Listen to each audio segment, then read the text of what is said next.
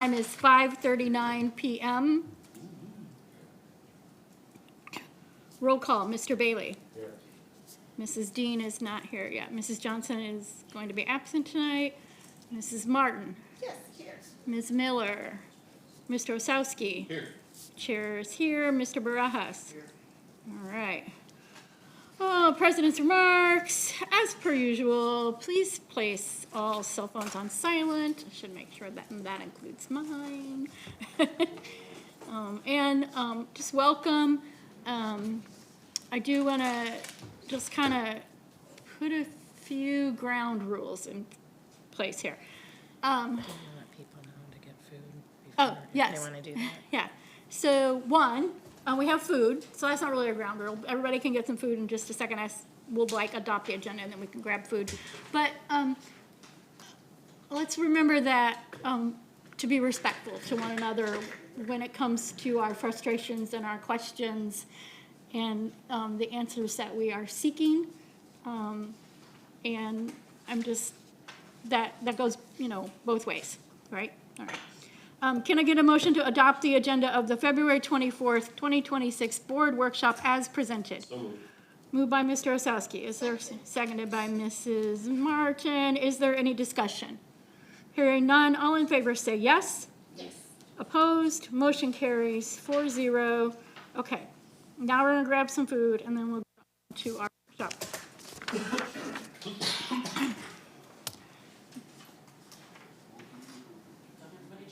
I was just gonna say, I don't stand crowd up, the but table. I always hit stop on the recorder so that it doesn't record a bunch of stuff that Jackie doesn't really want to listen to. Munching. Yeah. Well, the moving around. The munching. Some pizza? Excellent. Pizza. Okay, pizza.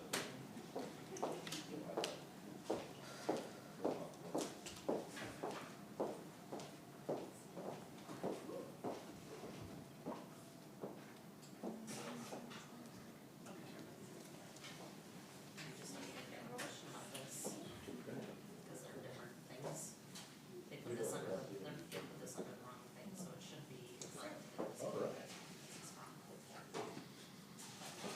Your 54 miles gets me. This is a whole separate thing. I think they just put correct, yeah, Methodist sends us invoices for their tutoring program. St. Val's also sends us invoices for their tutoring program, so I don't know what his business was, but Maria and I already talked about that. I guess I don't have to. So, that's up there. So I know for sure, she did come to me about this one already. It's a double-edged sword.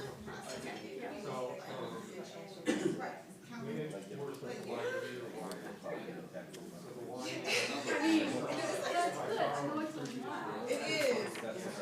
Oh my gosh.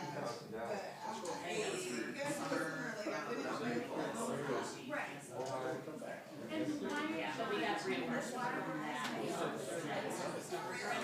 So we got, we just had to, just got this somehow. Something just scratched. But this was alive. I was wondering whether this summer wash it out and see if Oh, we will have another something scratched. Yeah. And we'll have some. They're hard. I don't like them. I can't do this.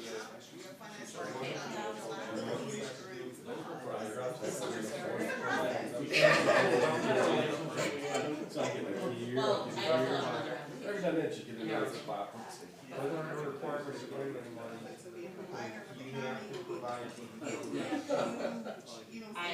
had to get our attendance done. Which is fine, but when, even in the. Listen, all kinds of things. Steve's son, I forget what his name is. Like, we actually can't answer anything. Oh, the old one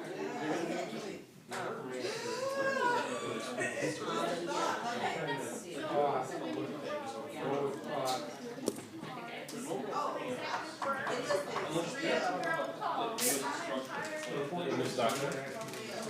I have blue, if you wanna go with the blue. I have yellow, I know, it's like, switch it up there. but I also have these. Oh, pineapple? These are assorted citrus. Peggy told me I've got, in my fridge at home, I have probably 20 bottles of orange juice and vitamin D drinks. It's like, just start drinking.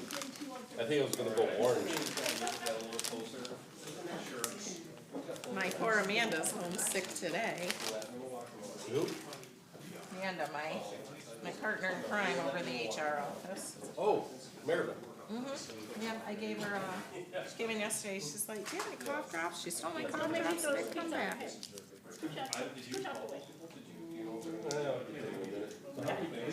up and start going. Yeah, we're gonna start going. Yeah, we need to be done by 6:30. Yes. Or maybe not if we don't have a fifth person, because we can't do it in open. I don't think. Gotten, I don't either, but. I don't either. I mean, I don't think we could do that without Jason knowing. She did a little bit. I'm sorry. Hit her right in the head with the I'm sorry. Wrong chair. No, I mean, I'm not opposed to you sitting there, I'm just letting you know, you'll confuse Lauren when she shows up. Oh, all right. And I'll steal your pizza. All right. So I'm gonna go ahead and call our capital bond team forward to the hot seat. Those who are about to die, we salute you. No, you guys all know me, you know.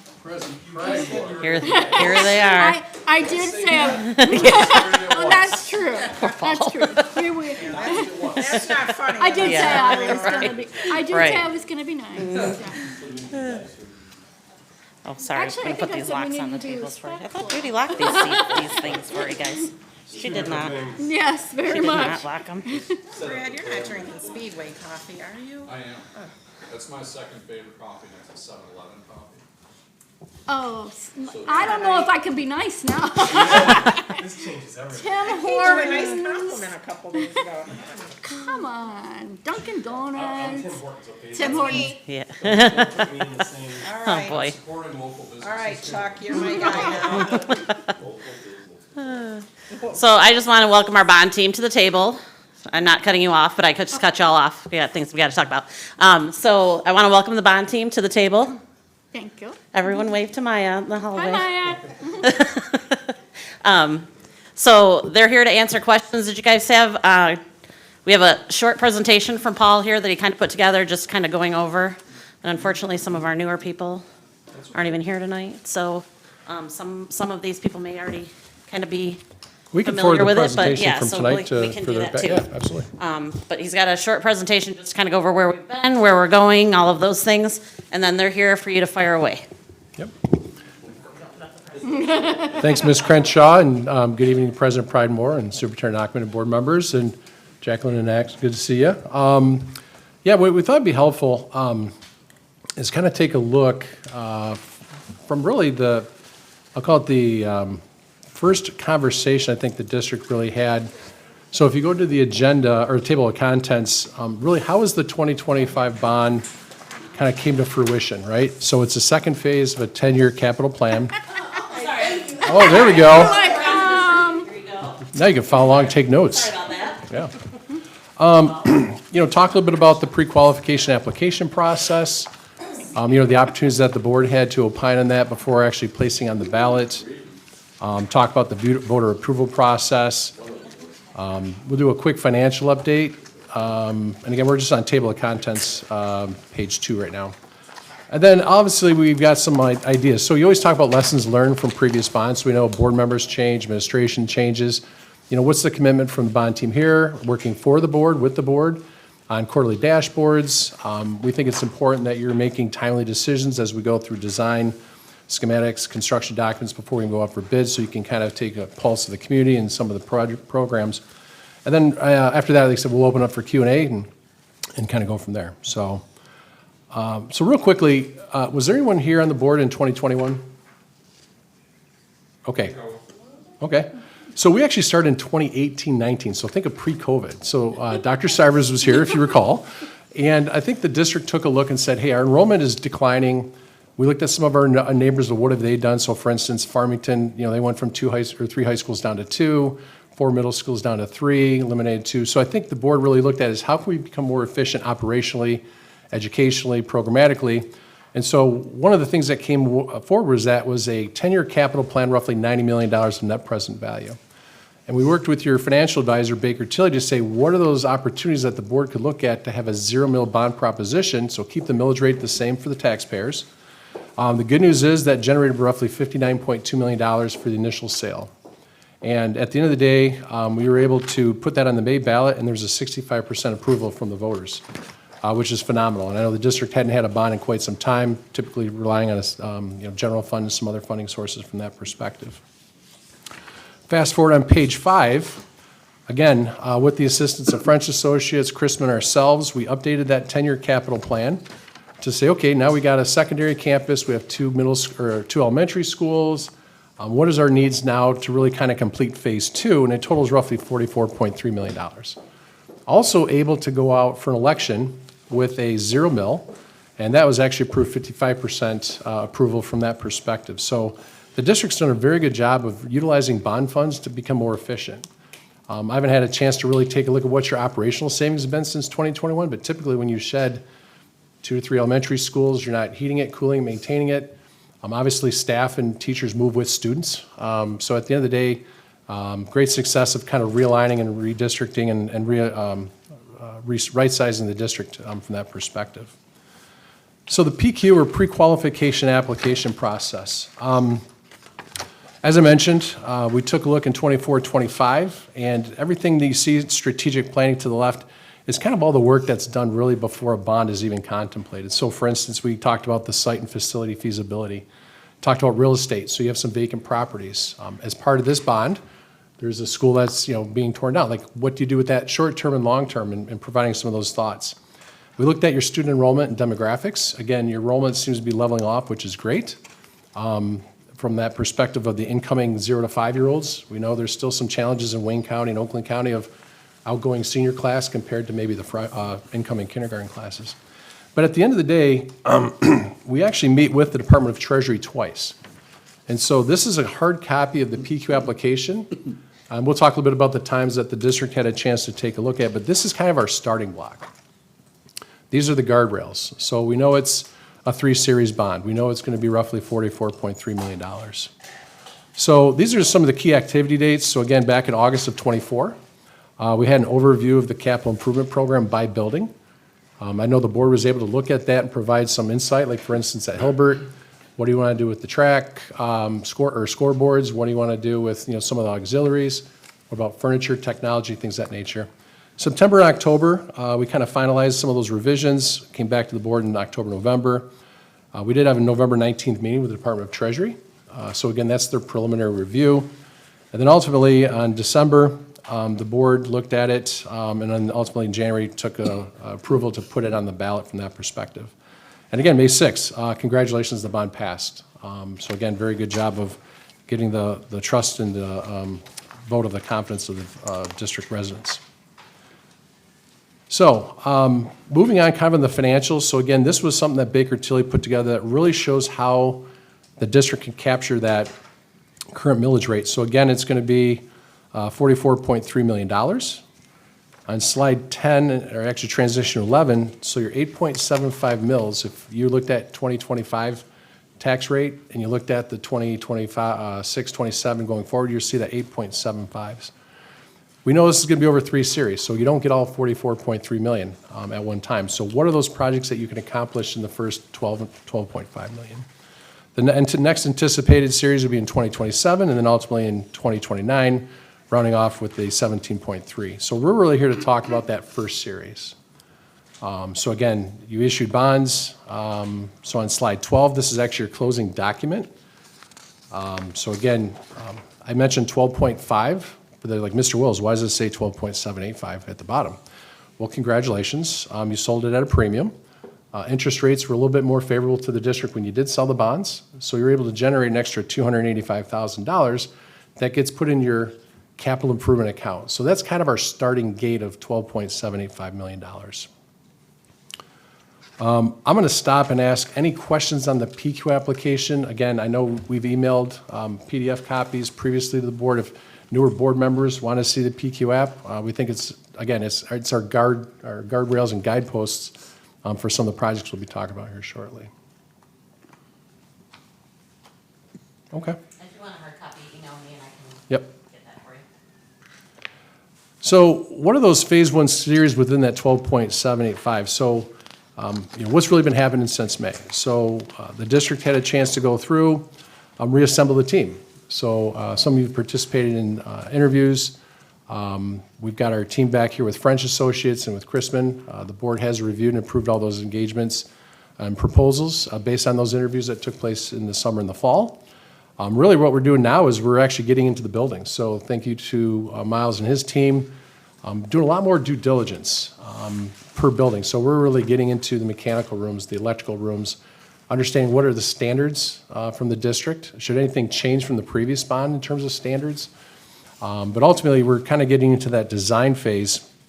We're really taking a look at what can be accomplished within that 12.75. This is a copy of, on slide 15 of the dashboard that Mr. Steiner presented. So again, one of the things we're looking at is Beach Elementary for roughly $7 million. Restrooms at the secondary campus, 2.19. I'm right in that middle budget line item if you're tracking along here. We have Stuckey demolition. We have about just over $3 million completion of the secondary projects currently underway.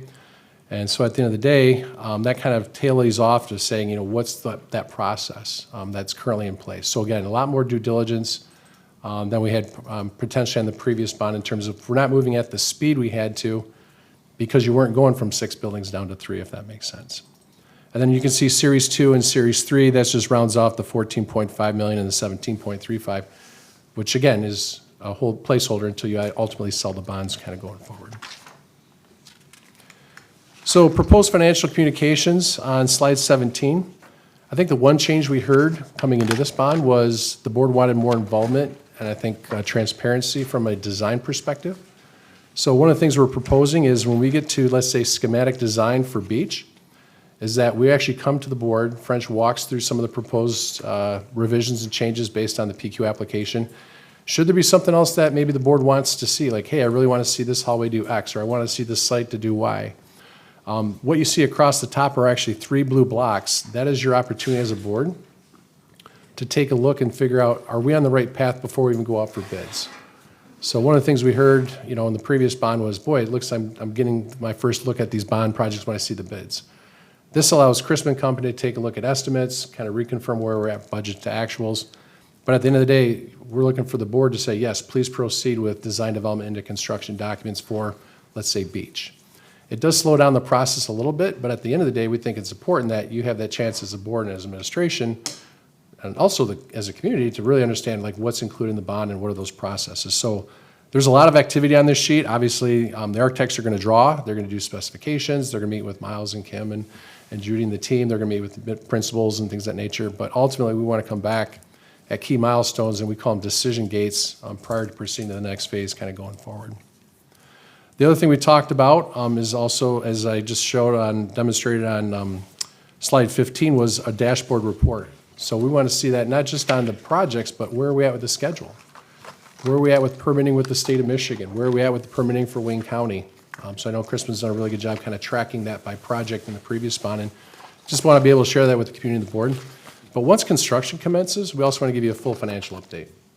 So if beach is $7 million and the bids are X, here's the change order log, here's the contingency log, here's where we're at budgets to actuals, and you'll get that on a quarterly basis as we go through beach, as we go through some of the secondary renovations kind of going forward. So that's kind of the revision of the commitment that we heard was last bond we thought there was a lot less financial transparency. We know you had some challenges at the financial level, but again, we're here to kind of, like I said, look forward into the 2024 bond. At that point, I will turn it back over to President Pridemore, Superintendent Achman, and board members. Any questions on the 2025 bond? And ultimately, again, any questions relative to the workshop inquiries. So with that, President Pridemore. Okay.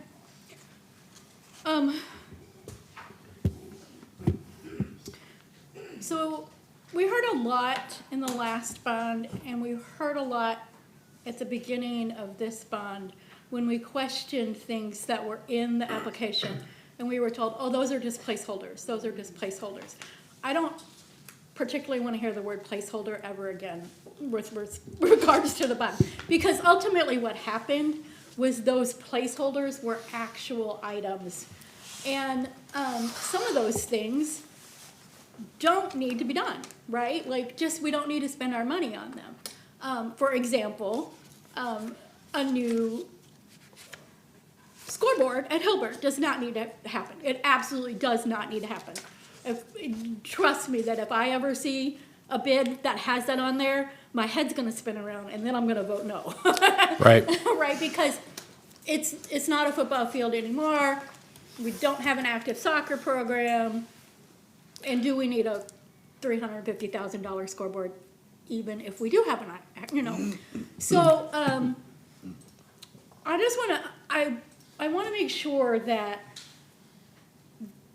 I've heard multiple times that every decision, it has already been made and that we just essentially have no say. And that's not what I think that's not what we want. We have to have a different level of transparency this Right. time. Ms. Crenshaw, can you go to slide 17 real quick? Because I think, President, probably more to your comment of, we never want to bring you something at bids that hasn't been reviewed 2 or 3 times with the board. So one of the things we'd look at for this bond specifically is for beach, let's say. So we've got, 2 pages of proposed improvements, paving, landscaping, windows, exterior doors. And I think it's important that as French develops the plans and specifications kind of based on these, those are that opportunity, those 3 blue boxes that you have as a board to say, you know what? We don't need this for landscaping because X, Y, or Z. And so that's one of the things I think with this bond you're going to see is different is you're going to have those 3 decision gates before we actually get to bid, so you can make those revisions. So again, the PQAP, every district this is, like I said, these are proposed. If things change, we do understand things. Like you may say, hey, I want 2 more classes of pre-K. Great, that's potentially a change I've seen with a lot of districts. Or hey, we've got afternoon programs or something, like those are the things I think as French Associates is developing the plans, that you as a board has that schematic design development CD, so you're not gonna be shocked with, oh my gosh, we have a scoreboard at Hilbert for 3, like why is that even the bid results? So hopefully that helps take that concern and like, this is a different change from what was previous bond, if that makes sense. Because I think everybody in this room knows that there are things that happened in that previous bond that this board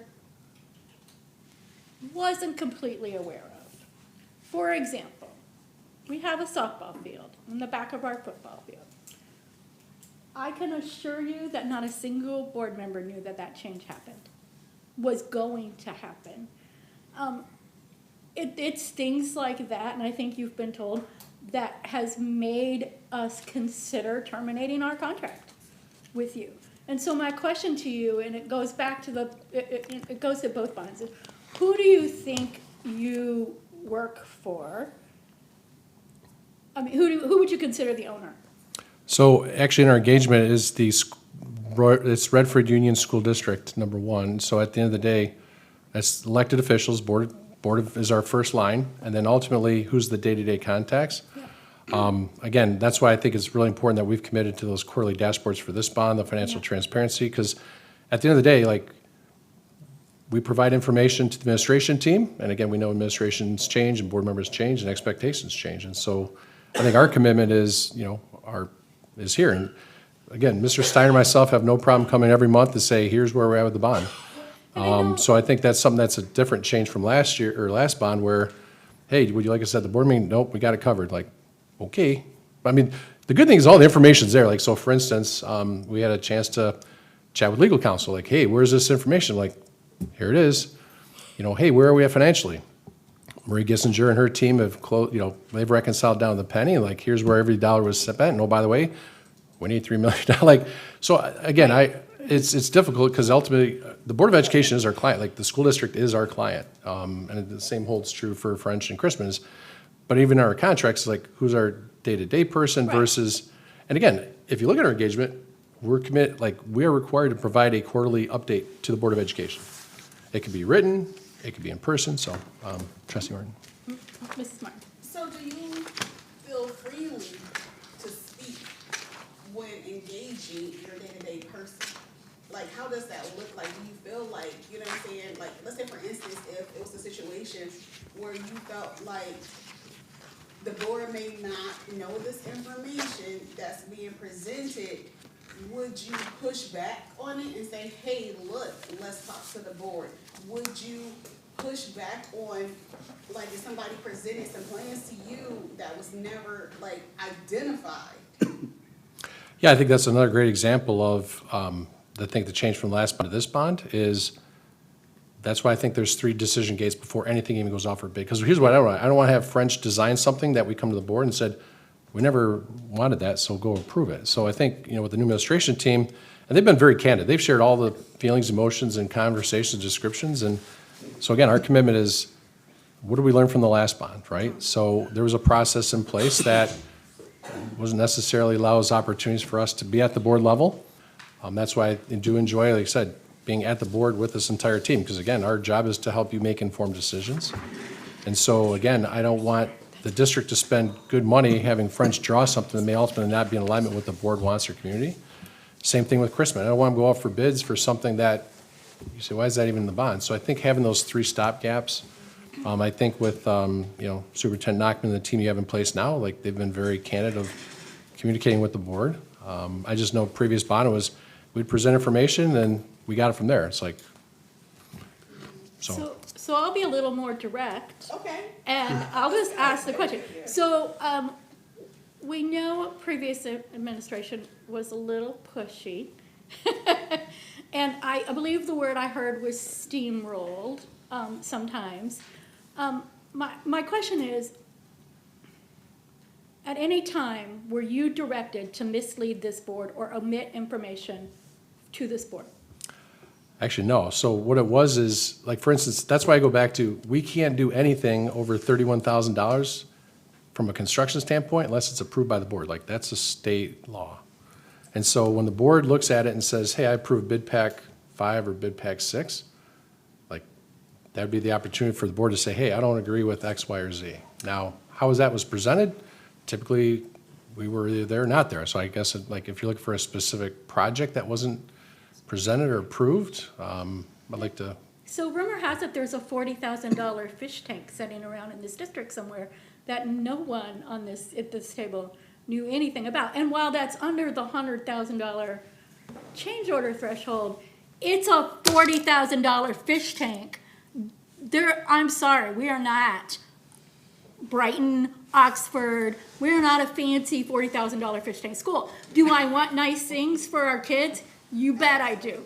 Does $40,000 pay a first-year teacher? You're darn right it does. Does it put books into our classroom? Absolutely. And the fact that that happened and nobody knew about it, you can see, it makes me mad, because that's $40,000 of my tax money, of Ms. Miller's tax money, of Mr. Osowski's tax money, of Mr. Thomas-itis, you live in the district, right, Tom? No.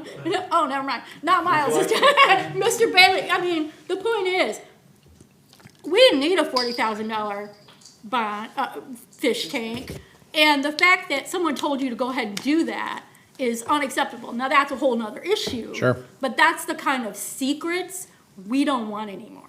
Yeah. And that's why I think it's important that the district and actually the board takes the time to go through those drawings. Like, Yeah. and again, I think having that I think quarterly, multiple touches of those Yeah. drawings will help with that. and I think having the advisory committee with Harry and Jeff and some others on that, like, to help develop some of those plans to make sure that, hey, here's a proposal. Yeah, that's the thing, the fish tank wasn't in the drawing, the baseball wasn't in the field, wasn't in the drawing. So it's like, it's hard to even, like, know what's going on if it's not actually in the Right, drawing. right. I guess, how do we know, how do we trust that that's not coming in later, or that the change order hasn't been structured so that it's under that $100,000 threshold, which is what I have felt was happening, and I know the investigation showed that that probably wasn't happening. Right. But Sorry, I'm sliding over to you. Oh, I also want you to remember that we have a different leadership team yes, leading the group this time. yes. So We can't put my hot tub in there, by the way. Can we pull it? Darn I'm it. just joking. I'm just joking. No, like, Kim's we like, should- don't put hot there tub in won't there. be It's any, gonna be mad. because I'll tell you what, I sat in those meetings and I didn't know about a fish tank. Yeah, And there's not much more I can say. I didn't know about a fish tank.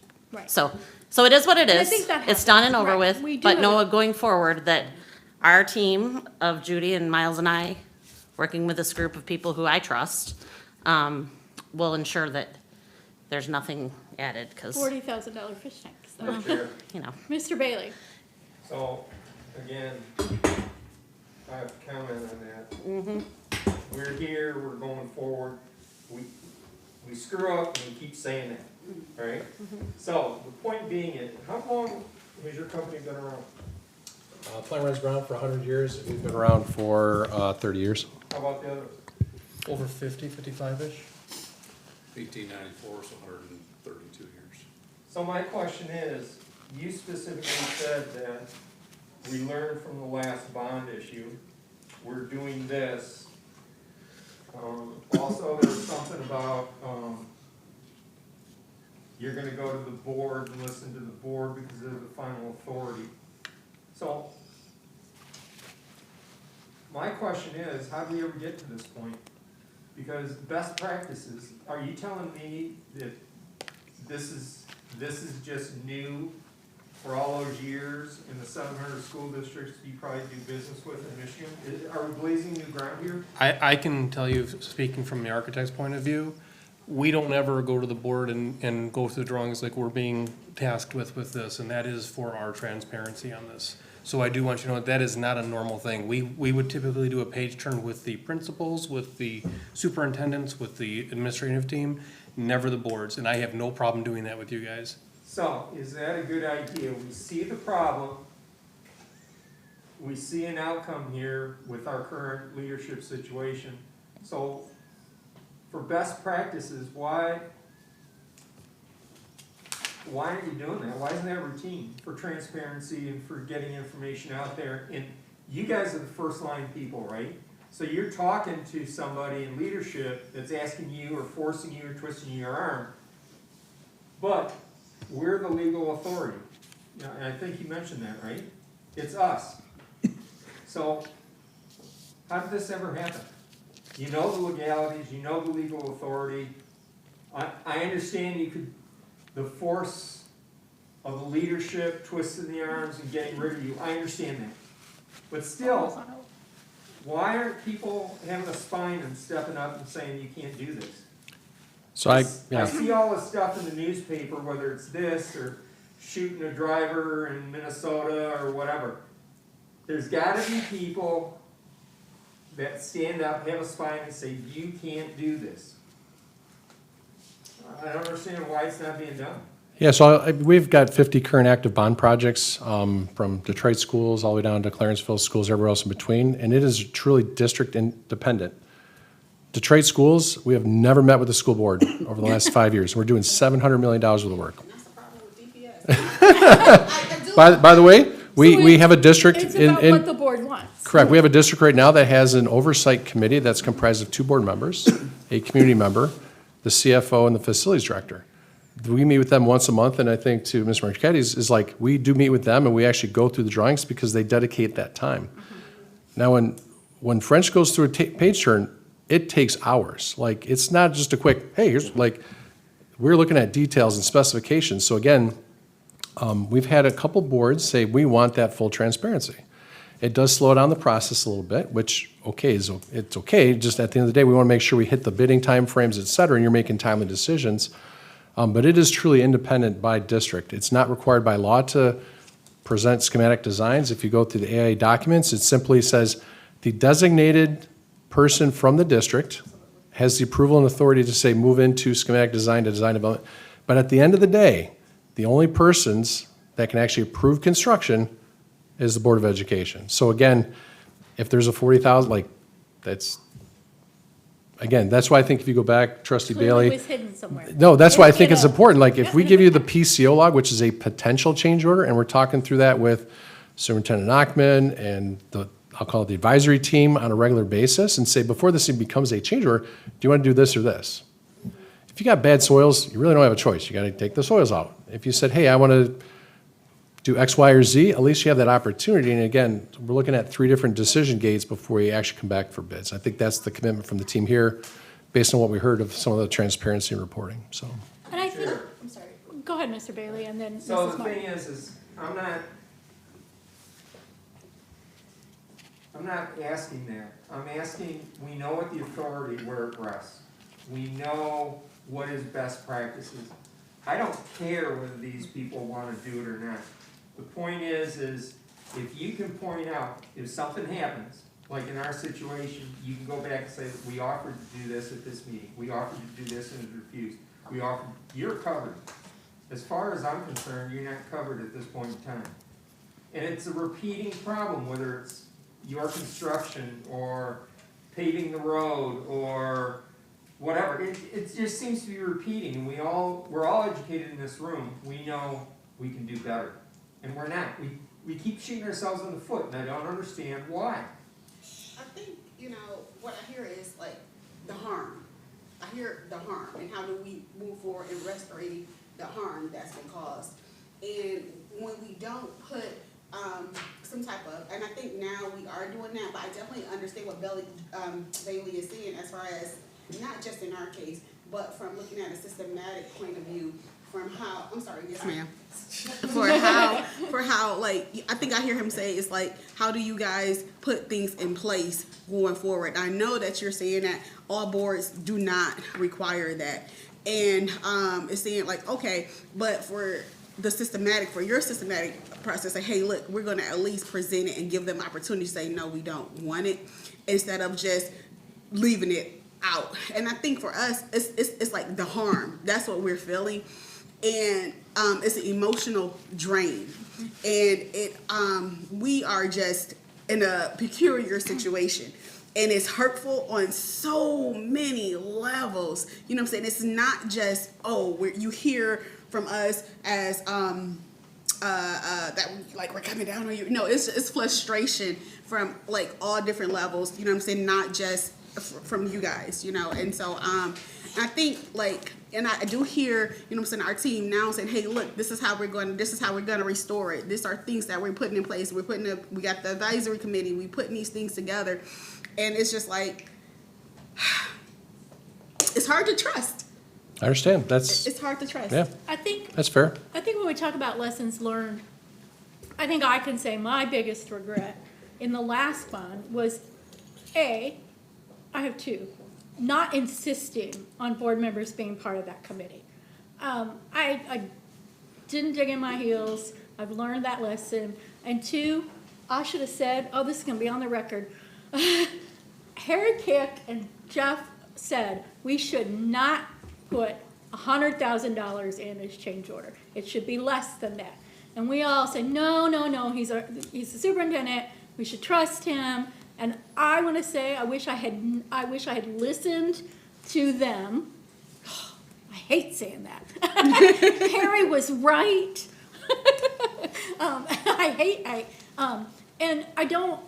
Because I think some of that was because that number, and I think I think at the time, that's pretty standard amount, right? But there were people who were uncomfortable with it. I think we could have avoided some things if it hadn't been that high. But to go to the broken trust, I think we do have a different administrative team, and I think a big problem and a big part of our shock is that you guys were led to believe that we had this nice big contingency fund, and we didn't, right? When a push came to shove, we used a lot of general fund dollars because this person who was in charge wasn't tracking things properly. Correct. Right. It's not on you. It's on that person. This is where I'm gonna get emotional. This district crawled and scratched and skimped our way out of deficit. Our teachers gave, our administrators gave, our students suffered for years. And to come back to the point where we have had to borrow money from the state, which we hadn't had to do in a long time because things weren't handled right, and that's not on you, that problem is solved because we have Maria now and she's amazing, right? But that's where the broken trust started. Actually, it goes back a little bit, but it just, we keep getting these things come to light that just pile on, and eventually you just get to the point where you just don't want to believe anything anybody tells you anymore, and you just want to say, stop it all, right? Just stop it all. And we can't do that because our kids need this and our kids deserve this. And I think we're on the right path, right, to getting that trust back. And it's probably going to take time. It's No, going to take absolutely. time. Trust is very easily broken and not so easily mended, right? So Yeah, I work with Ms. Ginster at five other districts, and so at the end of the day, we do have a lot of trust in her that the numbers will be accurate, She's not and gonna that let she you will spend report them on a any more regular, she will report, again, what we provide from a bond spend on a monthly basis, which, again, the information we met with the lawyers, like, we provided information to the CFO at the time, and again, how he puts it into the general fund books with capital improvement process funding and all that other ESSER fund, I mean, you trusted that he knew what he was doing. yeah. So again, I look forward to working with Ms. Ginster and the Baker Tilly team, because again, that 12.785, there's a spending requirement. So the Department of Treasury wants you to spend 85% of that in the first 3 years, which you should have no problem doing, because you're gonna do beach, you're gonna do the secondary campus, you got some infrastructure updates. But sometimes we see, you'll issue a first series of bonds, and then you're coming out of the gate like, so again, our commitment, again, is really, I think, Trustee Bailey, to your point, it's not the norm to have a schematic design development, but again, it's important that we build that trust back. That, again, lessons learned of, and again, it's gonna take some time at a board workshop to say, here is beach, here's the floor plans, 11 by 17, or whatever format you wanna see. Here's the PQ app, here's budget to actuals, and then Crispin does a good job of like, here's the comparisons as we go through. So, hey, guess what? We thought the exterior windows are gonna be Y. It's now Z, we have a little bit of savings. Do you want to just put that into program reserves or do something else? So that's kind of the decision-making process that was typically done at the administration level that, again, our commitment is here to do that. And I think having that financial reporting with Baker Tilly on that quarterly basis with PCO log, change order logs, once you hit construction, I think will go a long way to help build some of that trust back, and it will take time. Yes. To the chair. Mr. Bailey? So we're not blazing new ground here. East Detroit had a problem. Willow Run had a problem. And one of the documents that was produced listed what you need to look out for. How are school districts being taken advantage of? One is the change order. Now, I specifically asked to be notified of every change order, so I had an idea what was going on.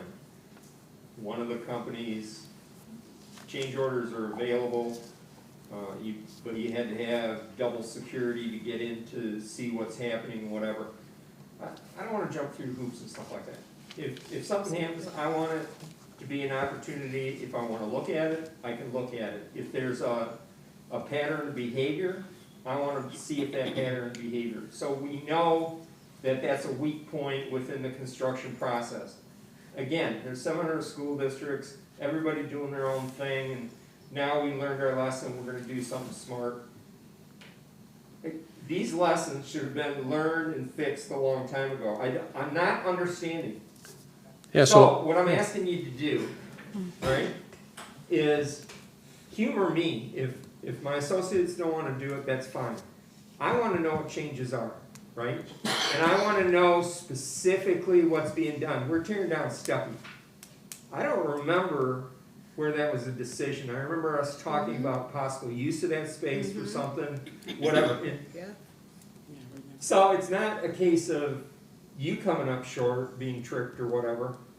I'm feeling we're being tricked, making decisions because we don't see the picture. It doesn't come down to a decision, okay, we're gonna tear down Stuckey. Okay, we all vote on it. It's not, well, it's not being used. I don't know if you get where I'm coming from, but. Yeah, no, there's actually two parts to that comment, if I may, Trustee Bailey. So the first one is change orders. So the good thing is, in the past bond and in future, this upcoming bond, Crispin does a good job of really 5 to 6 reasons of why a change order is. The authorities have in jurisdiction. Wayne County, State of Michigan wanted to change for whatever reason, code changes, okay, great. The owner requested change, Board of Education, administration principles, et cetera.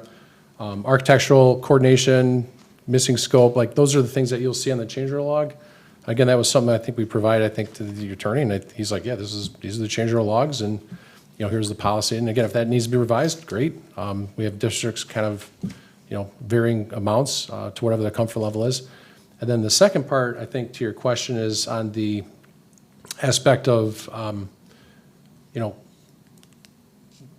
the projects themselves. That's why I think it's important, if I go back to the dashboard report, you know, on slides 15 in your packet, like, we presented this back in the fall and said, these are the 5 projects. So we've got beach, restrooms, secondary demolition of Stuckey, which again, was in the bond application, which I know we did talk about specifically, and you looked at it 4 times before putting on the ballot. So someone says, I didn't know we were tearing down Stuckey. I'm like, I think what happened with Stuckey, what happened there, when we talk about placeholders, that's where that terminology We were came from. told it was a placeholder. We told oh, people my to- apologies, because Yeah, no. the state of Michigan, when they said, oh, you're tearing down Stuckey, okay. So if you said, hey, I'm gonna keep We were told the same it, thing about BBEC, that we could put a placeholder to potentially tear that Yes, building and- down. And that's what Right. happened. We were told that it was gonna be a placeholder, and we were actually trying to see, because I did not know, and I take my responsibility of not knowing, it was that by it being a placeholder and it was written, once it was written into the ballot itself, then it's no longer a placeholder. It's now something that must be done. And I was not Or how the state interprets it. yeah, and so Yeah, I was not. that's a great example, And yeah. I was not aware of that. You know, I take responsibility as a board member of not knowing that's what's happening, because when we said it was a placeholder, I'm thinking like, well, okay, well, we can always go back and change it. Oh no, you can't. And so, well, I guess from Yeah. you know what I'm saying, because now it's on the ballot, and this is what the voters, this is what they're voting for. And so, because we were having a conversation of what possible, because I remember at one point, maybe it can be in I think we were talking about academy school or something like that. It was conversation about what could happen. So for us, well, I'm gonna say definitely for me, it was a surprise that, oh no, this is what we're doing. And I think I was pushing back against it when Kim told me, she was like, oh God, what were you talking about? What's going on? so I think that actually goes back to that October board meeting. We said, hey, our team's back on board. We're gonna start drawing demolition drawings for Stuckey, talk to utilities, et cetera. And again, the ballot language is general enough to let the voters know, kind of like, hey, it's 44.3 million, I'm gonna improve the sites. And it didn't specifically say we're tearing down Stuckey. Now, the good news is, we have a lot of districts, like, I'll give you a great example, Farmington Schools. $131 million bond, they knew they had declining enrollment. They said, hey, we may have to reduce our square footage from 3 high schools down to 2. Now, the voters did say, like, hey, we think you need to readjust your whatevers. What the Department of Treasury will say is, like, I'm just gonna pick on Stuckey, for example. Let's you decide not to tear it down, but you wanna use it for programs. Yeah. If it's K through 12 programs, then you have to write a letter to the state saying, hey, I have new teaching stations coming on board. Like, that's a change from there's a process to do that. But I think ultimately, when we came to the board in October, was we're starting to walkthroughs at Beach. We're doing the secondary, bathrooms, and we're tearing down Stuckey. And so again, I think that's And I somewhat, think that's what it was for me. It was confusing Okay. because it was like I felt like it was being told to us more so. Okay, that's fair, Of a situation of, and then that's why I was like, wait, but we didn't really. I didn't have I'm saying me. I didn't have a full understanding of what was happening with Stuckey, and so. I was kind of confused. And, my board members, I'm looking like, okay, I am typically the one that's like, well, I don't know. But my boards, they seemed like they was on board. So I was just like, okay, I guess it's what we said we go do. Maybe I missed something here. And so, so I just went with my board because I'm like, I guess I missed something. And I think, since we'll continue to Stuckey, I recall it being a placeholder. And so I wasn't surprised by the decision to tear it down. I also know that we're pretty close to that. There's a certain number of years that it can stay vacant, and we're at that, right? Yep. Before, in order to bring a program into it, we would have to bring it up to some current code. Yeah, it's gonna get which would expensive real be quick. Millions. A whole crap ton Like- of money that we don't have. right? And while I hate to see, and I go back to Dr. Shivers, we've talked for years about being the largest landowner in this township. That's crazy. and right-sizing the district. And while I hate to see a building torn down, I understand the sentimental, thing to it. Ultimately, it's probably the right decision financially, and what we do with that property later is a whole another conversation, right? And I'm sure the community has their opinion on what should happen. I know the community, because I've seen it, back and forth, because people are saying, oh, why are there fences up, around Stuckey, what's happening? Oh, they're tearing it down, they're putting the houses in. Okay, look, we're not. We haven't get there. We haven't got, that's like phase 5. It's not even down yet, like, that's. Right. I love how things get all blown out of proportion, but, and it is sad to see something like that go, right? It's, especially if you grew up in the community and you went to Stuckey and, things like that. Like me. Are you sad to see it go? I think, I'm over it. I can see where somebody would be surprised by the decision to tear down Stuckey.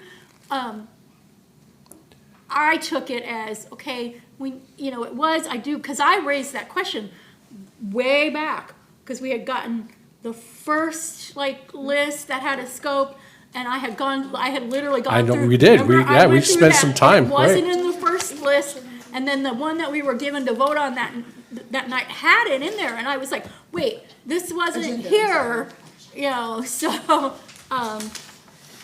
And I think that goes back to what could be on the website. So for instance, I think the dashboard showing the community, here's $12.75 million. Here's the list of projects, high level, kind of like by project, by scope. So again, if someone doesn't pay attention or attend board meetings, they can go to the website. I know if the district has either a community newsletter that goes out, once or twice a year. Again, it's just a paragraph for a bond update. Usually comes from the board president, the superintendent, hey, here's all the exciting things as part of your bond program that you approved back in X, Y, and Z. And so, again, I think that's important too, to remind the community, because then we don't have people who are mad because we put a bus loop in. Because we told them once, when we asked them to vote for the bond, and then we didn't tell them again. I think that's important because It is important. when you talk about the fence and going on, did our community not even know? Right. Again, I've preached this since way back. We have to be good neighbors. Yeah. Right. We have to make sure our community knows. And I feel like I would say that, and I would get we're being good neighbors, and then you have 10 families show up because they're mad because we ruined their cul-de-sac and hundreds of buses are coming down the street. hundreds. Right. I was at that meeting. You I was at that meeting. remember that meeting? Hundreds of buses are coming down the street. We don't have hundreds of buses, but that's an uncomfortable feeling for them, and it's an uncomfortable feeling, for us, because those are the people that we need to be on our side the next time we have to ask for money, right? The next time we have to go to a bond. And people like that, I know if that was me, I'd be like, oh, no, you people lied to me the first time? No, right? Because I have a long memory of things like that. So I hope that we can do a better job, and I like making sure that those quarterly updates are out there and sent out to the community. I think the fact that we're coming into strategic planning will help, because we'll have community involved, which we haven't had a strategic plan. Since 2017, Since when Randy Serena. Leopold was here helping Dr. Shivers with, Yeah.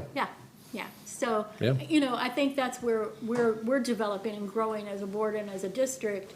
And I think that helps with this, because, every training that we go to at MASB, they say, all your decision-making should tie back to your strategic plan. How many times have we heard that? A lot. every presentation. Yep. Right? Every Everyone. MASB presentation Everyone. says, how does it tie back to the strategic plan, right? So I think that will help with this as well, because then we can take this and we can say, okay, how does this align with our strategic plan, Kim, right? And how does this align, Jim, with our strategic plan of this, this, and this? And we can be a little more intentional in the work that we do.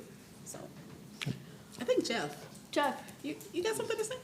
I'm sure. I got 2 questions. First question is really easy. Are all the contracts signed? Actually, Christmas is, French, we negotiated, and that should be good to go as of today. Yeah, I think it's like 2 Ours is, actually, if I could, Trustee Osowski, so the board took a look, and those that were involved with the interviews, So French Associates had a proposed fee percentage of wherever that cost of work is. Well, now we have an idea what that phase one is gonna be with beach, secondary, et cetera. So I think that was the call today to really finalize that dollar amount. But yeah, all three contracts were reviewed by the board to basically allow the administration team and legal team to come to that resolution, so. Because we voted on it a long time ago. Yeah, and it's not uncommon, like that definition of scope of work is like, we thought it was 12.7. Well, guess what? 3 million is now over here. That's okay. Now it's 9.7. So, you know, yeah, so at the end of the day, like, Yeah. you know, at the end of the day, like, that's the first phase that French's 5.9% will be applied to. And then as you go through the different board awards for phase two and phase three, there's an amendment that gets ultimately, and same thing with Chrisman, like, hey, here's our staffing for the next 2 years, or here's our general conditions. So again, those are like, kind of like more of amendments, I think, to the existing contracts, but. Okay, the second question is completion of, Just real quick, sorry to interrupt, Mr. Rosaski, I just wanted to, because you asked if they were signed. And all terms of ours are finalized, but it is not signed yet. okay. Yes. But And it's that's in our court, our CEO of the documents. lawyers and all, and such. I just want to make sure we're, Yeah, But yeah. we're Terms and we're conditions ready are to done, sign, it's just okay. waiting. for okay, that's just, okay, terms and Yeah, conditions. Same with French. Okay. So the next one is the completion of current, phase one, 29% committed, 3.06 million under page 15 on the budget. Yep. And risk and issues is 3.6 million. I'm guessing that's the same number? Correct, yeah, so, again, Ms. Kissinger looked at the first series of bonds for the 12.785 and said, because of some of the challenges at the finance department level, 3 million has to be allocated to those projects to wrap up the Last previous year's, bond. paid for last Correct. year's. So that's the first bond money, right? When we thought we were good and That's the everything. 21. From the information received from the finance Right, office, you exactly. were good. Yes, So yes. Ms. Kissinger came and said, oh, by the way, you're not. So, again, we've been able to look at some of the Series 2, Series 3 scope, specifically roofing. We know you have some interest earnings. So again, with the combination of those two, we'll be able to kind of cover that, that overage, if you will. So, to piggyback off of that, I'm sorry, did you have more? What are the odds that we aren't going to be able to deliver everything we promised our voters? So, in the. Given the fact that we know. Yeah, so if you take a look kind of by project by scope, we did have an escalation factor, as well as a kind of a 3 to 5 year window multiplier, if you will. So what a roofing system costs today is going to be different 7 years from now when your roofs actually come to age, so we've kind of calculated it out. Also, in looking at your specifications, so there's a roofing system that initially was being proposed, which is like a lot. You know? And then you look at some of your districts, your neighboring districts said, well, here's option B, here's option C. It still gets you a 20, 25, 30-year roof. It's still a 60 mil EPDM, different manufacturer. Is that something you want to look? So those are the things that I think are important to kind of keep a track of. And so what we know for sure is you have $12.785 million. Right. Here's the first series of projects. If you said, hey, I want to build something over at Bowman, or, you know, I want to relocate programs at Stuckey, and you need $3 or $4 million, we'd be like, timeout, like how, so I think that's part of that year, Yeah, that chart on number the fence is up. It's coming 17. down. I think President Pridemore and Trustee Osowski, like, that's where you're gonna see, here's the 12.785, here's the 14.5, here's, Yeah. like, year by year to make sure you are making on the promise. So, I'll give you a good example, you know, exterior doors. Well, you've got 28 of them. Do you have to do all 28, or do you have to do more? Like, I mean, those are some of the details that you're gonna really get into, Right. if so desired, that you have to make some decisions. So again, I think that's the check-in that you'll have at every phase to make sure you're kind of complying with the, what's in the bond application, so. How many buildings do we have? Active buildings, or just like in general? Active buildings. You got your secondary campus, you got Hilbert. Actually, there's a summary. The nice thing about the PQ application, there's actually a, you have 9 buildings. You have 3 active for education. You got McGowan, Keeler Administration, you got the old schoolhouse, transportation. And then Beck and Stuckey are kind of targeted for, you know, for those demolitions. Right. So again, if you go back to your board packages where we include the PQ application, On slides 73 and 74, it talks about the utilization plus the age of the facilities, when they were born, how many acreage are you gonna use the facility. So 7 active. You have 7 active and then 9, yeah. So, since I've been on the board, we've been talking about roofs, working on roofs, replacing roofs, Yep. whatever, right? So we've got, how many buildings? Why do, when we do a job, we do it and get it done with, right? Yeah, actually, Or the are we just last, doing part jobs? no, I'll give you an example. I think the last time roofs were done, I think, Jeff, you were involved with the bond in 2003, 4, 5 range. So trustee Bailey, yeah, you get a 25, year warranty on a roof. So if you look at the project's proposed scopes, you're not gonna see roofs till the end of phase 2 and phase 3, because that's when your warranties will come up. Yeah, but I wasn't there. I understand. At that time. So, 2020, I think Keeler That's the had a only roof one we've done done, so far. and Beach, wasn't Beach work done? No? And weren't there leaks at the, There might be leaks, but again, that's, Yeah. I mean, I'd go back to, and Miles done a great job. He has like literally all the warranties. I actually think he worked with a roofing consultant. We've got a really good idea where, I'll call it the criticals are. So again, if you've got a large roof that just starts leaking next fall, we may accelerate that roofing project to take care of that wing of the building. So we don't, but I think to your question is, you're gonna see a lot of roofing projects in that Series 2, Series 3, because you still have warranties of, and you still have to do some general maintenance. I mean, you gotta caulk the edges, you gotta make sure the eaves are cleaned out, you gotta make, like, that's just routine maintenance, but from a full replacement or a partial replacement, that's why I think we worked very closely with trustee Osowski and some others to say, hey, these bonds, still have 5 years left, 7 years left, like, phase 3 it is. So that's kind of the, from that perspective. so as an example, I'm sorry, so as an example, few meetings ago, there was a question about some sort of drainage at Redford Union. So it raised the question, begged the question, when we do a project and do a building, don't we go through from top to bottom and do it, or do we just do partial jobs? So this drags out over a couple decades.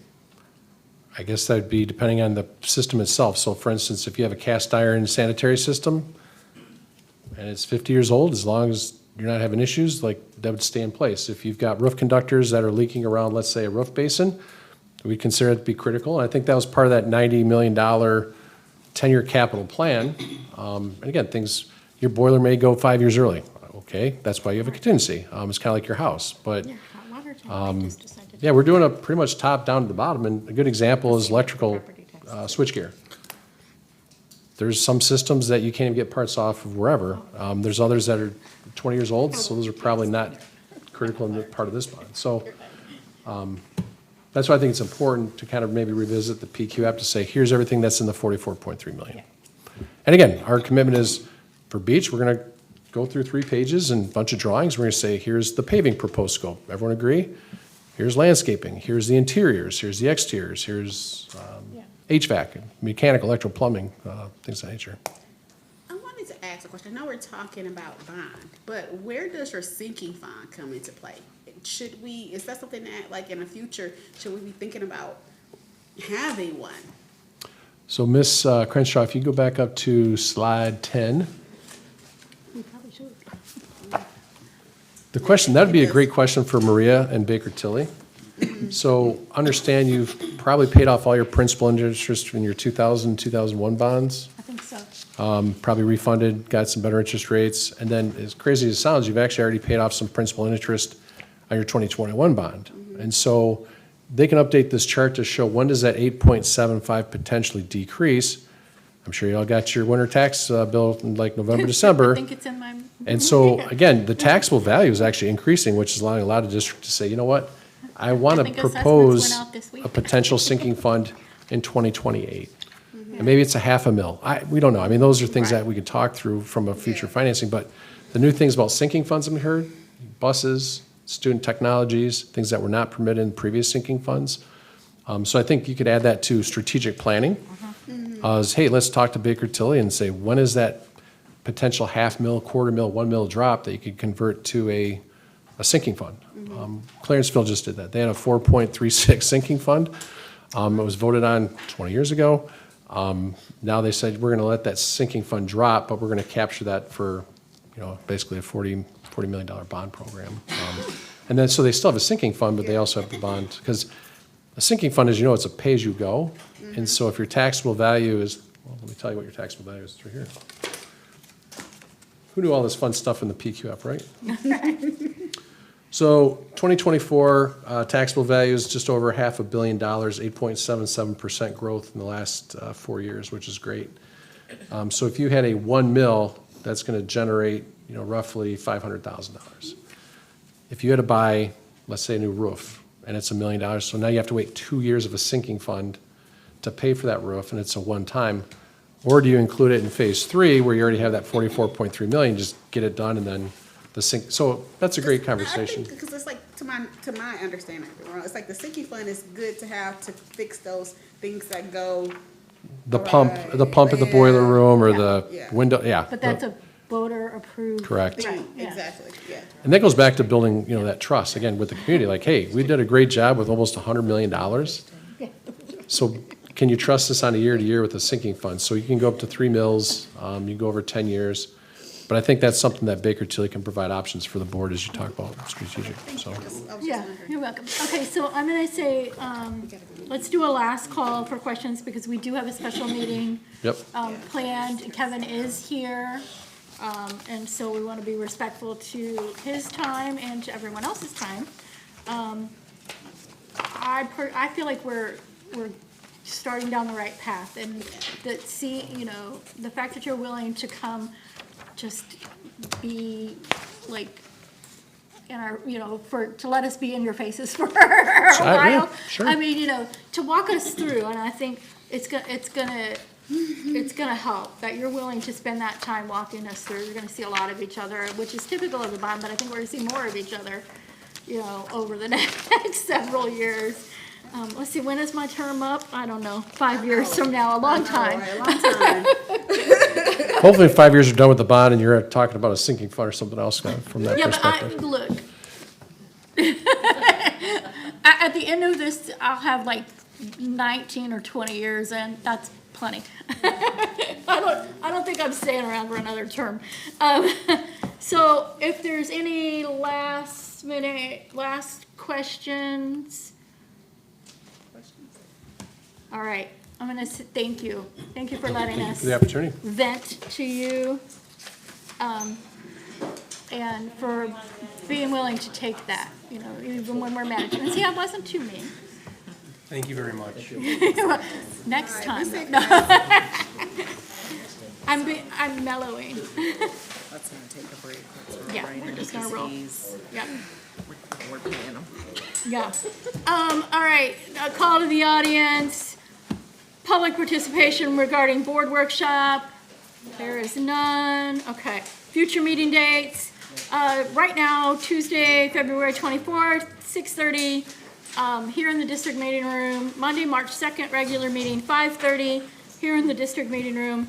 Tuesday, March 17th, St. Patty's Day, board workshop, we need something green, 5:30 in the district meeting room. Can I get a motion to adjourn? Motion. Moved by Mrs. Martin, seconded by Mr. Osowski. Is there any discussion? All in favor say yes. Yes. Opposed, motion carries. We are adjourned at 6:48 PM. And we